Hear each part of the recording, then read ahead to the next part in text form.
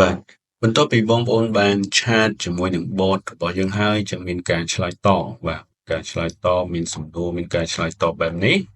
បាទចឹងពេលខ្លះបងប្អូនអាចនឹងចង់បានតើតើនឹងការអឺតើតើនឹងសំណួរដែលបងប្អូនសួរហើយក៏ដូចជាមួយនឹងពាក់ព័ន្ធមួយការឆ្លើយតបទាំងស្រុងតែម្ដងអញ្ចឹងយើងអត់ចាំបាច់ទៅបង្កើតនៅក្នុងកន្លែងណាផ្សេងទេបាទអញ្ចឹងយើងមានប៊ូតុងនៅកន្លែងនេះគឺអាច export ទាក់ទងជាមួយនឹងសំណួរហើយក៏ដូចជាចម្លើយដែលបងប្អូនទទួលបាននឹងតែម្ដងបាទអញ្ចឹងយើងមាន3ជម្រើសបាទជម្រើសទី1គឺយើងអាចទាញទៅជា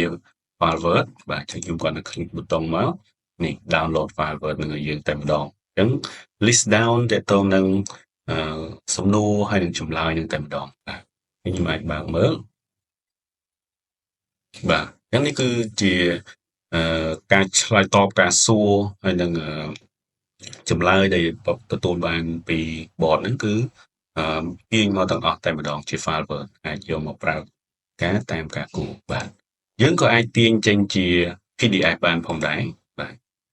ខ្ញុំ click មក download ជា PDF បាទ PDF មើលមករាង clean បាទមើលទៅស្អាតជាងនៅក្នុង file Word ណាបាទហើយជម្រើសមួយទៀតគឺយើងអាចទាញជា file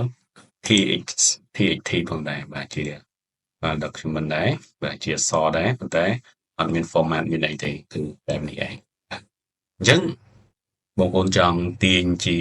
របៀបណាទាញជាការសួរឆ្លើយនេះតែម្ដងឬក៏យើងរៀបចំទៅជា document បើសម្រាប់ខ្ញុំចូលចិត្តរៀបចំទៅជា document ឲ្យស្អាតបាទចេញមកគឺ